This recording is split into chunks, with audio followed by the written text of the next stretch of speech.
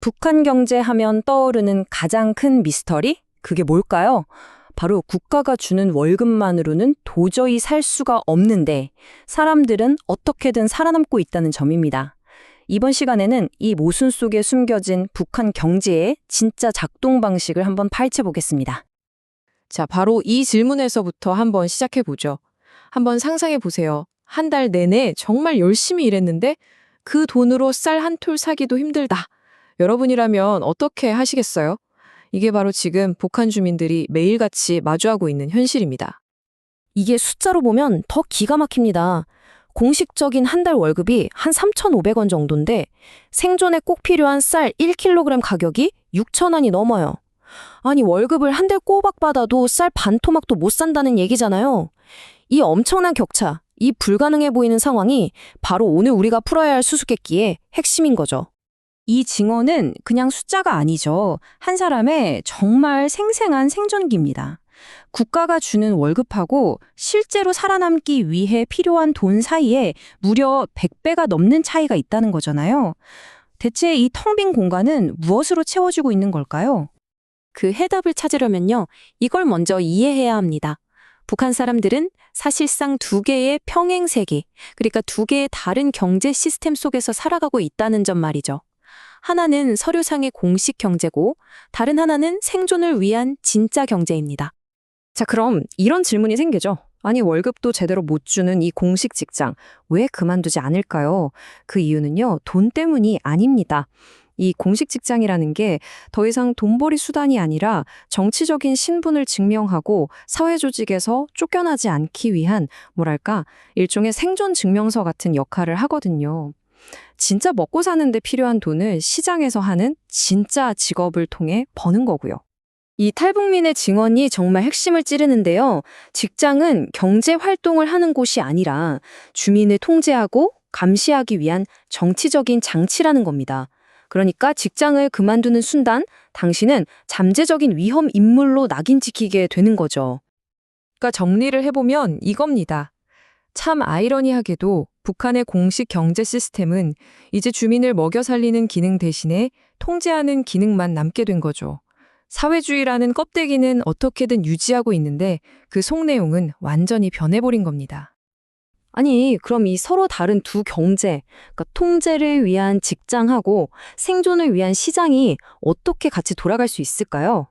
바로 여기서 8.3 제도라는 아주 독특한, 뭐랄까, 비공식적인 타협안이 등장하는 겁니다. 이게 바로 공식 경제와 진짜 경제, 그 사이의 깊은 간극을 메워주는 다리 역할을 하죠. 이 8.3 제도가 뭐냐면요. 아주 쉽게 말해서 직장에 일종의 자릿세를 내는 겁니다. 그리고 그 돈을 내는 대가로 합법적으로 장사를 하러 나갈 수 있는 권리를 사는 거죠. 국가의 소속은 그대로 유지하면서 생존은 시장에 나가서 알아서 해결하는 방식이에요. 자, 이게 어떻게 돌아가는 구조냐면요. 첫째, 국가 직장은 월급 줄 돈이 없습니다. 그래서 둘째, 놀랍게도 노동자가 거꾸로 직장에 돈을 내요. 그리고 셋째, 그 대가로 노동자는 공식 직원 신분을 보장받으면서 자유롭게 시장으로 나갈 수 있게 되는 거죠. 정말 기묘한 거래 아닌가요? 근데 정말 흥미로운 건요. 이 이상해 보이는 시스템이 사실은 노동자, 관리자, 그리고 국가까지 모두에게 이익이 되는 윈윈윈 구조라는 겁니다. 노동자는 시장에서 돈을 벌어서 생존할 수 있고요. 관리자는 그 8.3 돈으로 개인적인 수입도 챙기고 기관도 운영하죠. 그리고 국가는 체제 통제력을 잃지 않으면서 새로운 형태의 세금까지 걷게 되는 겁니다. 모두가 이 비공식적인 타협을 통해서 위기를 넘기고 있는 셈이에요. 자, 이런 하이브리드 시스템이 오랫동안 지속되면서 어떤 결과를 낳았을까요? 바로 돈주라고 불리는 새롭고 아주 강력한 자본가 계층의 등장을 가져왔습니다. 돈주. 말 그대로 돈의 주인이라는 뜻인데요.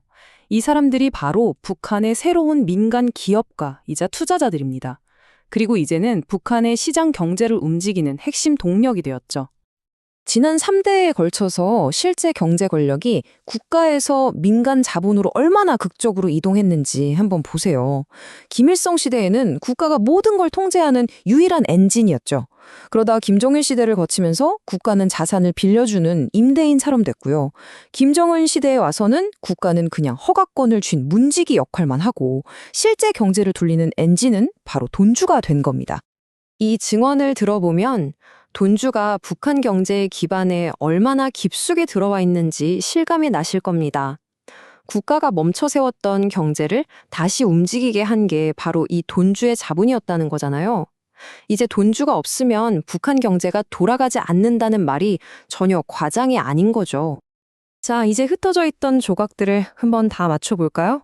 이 모든 현상들이 합쳐져서 북한만의 아주 독특한 경제 모델, 바로 하이브리드 경제를 만들어냈습니다.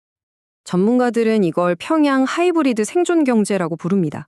겉으로 보기엔 사회주의 국가의 틀을 그대로 유지하고 있는 것 같지만 그 속을 들여다보면 생존을 위한 치열한 시장 경제가 심장처럼 뛰고 있는 그런 시스템인 거죠. 이 하이브리드 경제의 구조를 다시 한번 정리해 볼까요? 국가는 사회주의라는 정치적인 껍데기를 제공하면서 통제권을 유지합니다. 하지만 실제 사람들을 먹여 살리는 생존의 엔진은 시장이죠. 이 둘을 매끄럽게 이어주는 제도적인 다리가 바로 8.3 제도고요. 그리고 이 시장이라는 엔진을 힘차게 돌리는 연료는 돈주의 자본입니다. 결국 이 모든 건 국가의 통제와 주민의 생존이라는 이 두 가지 상반된 목표가 만들어낸 아슬아슬한 타협의 결과물인 셈입니다. 그래서 북한 경제를 딱 한 문장으로 요약하면 바로 이겁니다. 겉모습, 즉 가죽은 사회주의인데 그 안에서 뛰고 있는 심장은 자본주의 시장이라는 것.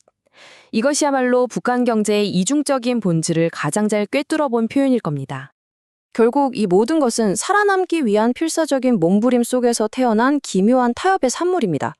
그런데 말입니다. 이런 모순으로 가득 찬 시스템이 과연 미래에도 계속해서 유지될 수 있을까요? 이 질문을 여러분께 남기면서 오늘 이야기를 마치겠습니다.